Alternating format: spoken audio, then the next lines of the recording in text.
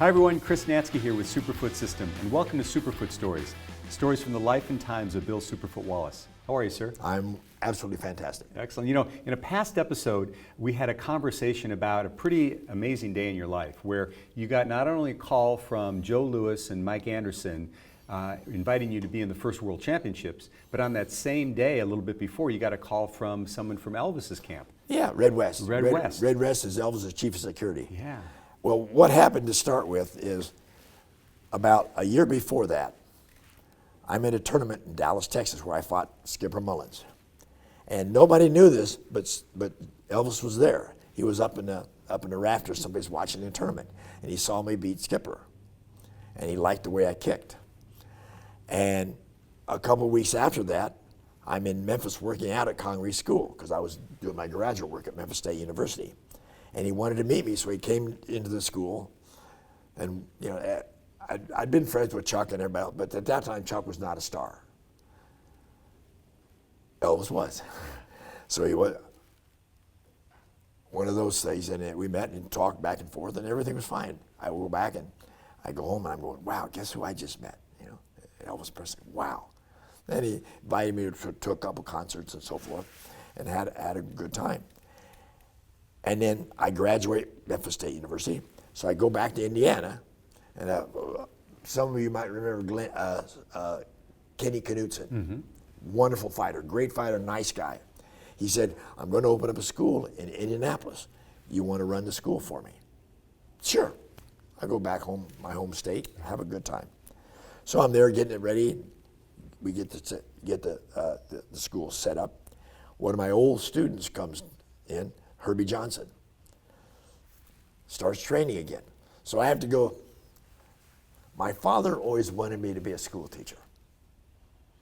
When are you going to quit doing this crap and start teaching school? That was my father's big word. Dad, I'm having a good time. Let me graduate, get all my work out of the way, and I'll be glad to go to work. Well, you quit this stuff and get a good job. Dad, I'm doing fine. He sets up an interview for me in Frankfort, Indiana, small town. So I go up. Now my major area is kinesiology, physiology of exercise, physical education. My minor is industrial education. Shop.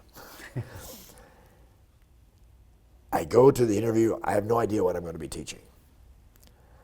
The superintendent of public school says, well, I see in your resume you're a wrestler. I said, yes, sir. He says, you interested in coaching? I said, yes, sir. He said, well, our wrestling coach is going to retire in about another 6 or 7 years, and you'll be first in line for the job. We can't pay you for being an assistant coach, but you get a lot of experience. And when you get to be a coaching job, you'll get another $100 a month. Oh, goody. Well, anyway, so forget the money part of it. He says, and you'll be teaching shop class. You'll be teaching metal shop.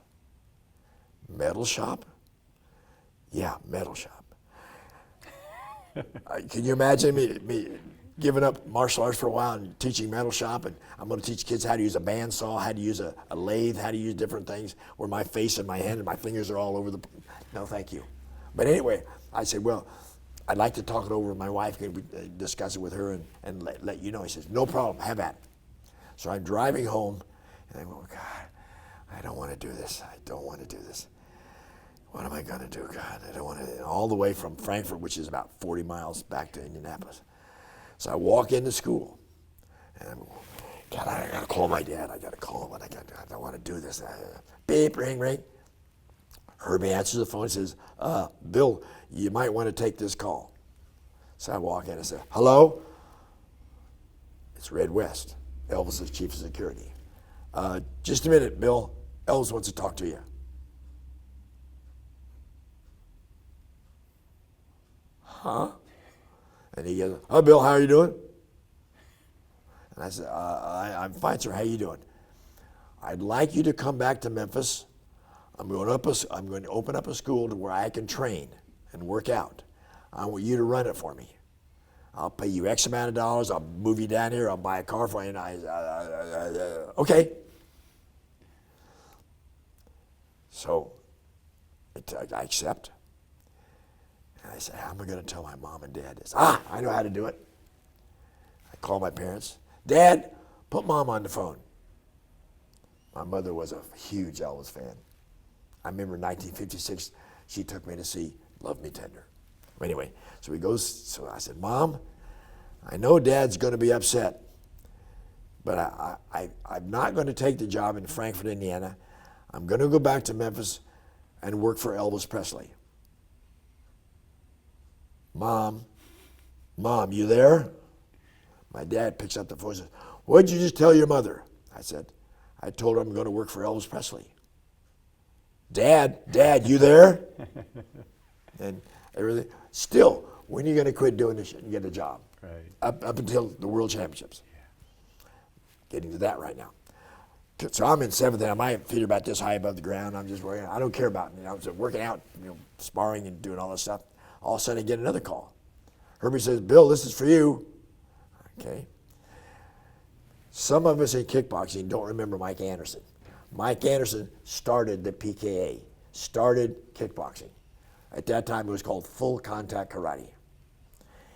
Mike gets on the phone and says, Bill, we're going to go to Germany, and you're our middleweight. I said, no problem, we'll do it. Where are we fighting? Where are we going? We're going to Berlin the end of May. I said, no problem, looking forward to it. He said, Bill, you don't understand. It's full contact to the knockout. You guys have a wonderful time. You enjoy yourself. I'm not going to do this. Yeah, you are. You're going to do it. I said, no. Right now it's fun. I could think I could kill you. I don't want to have to prove it.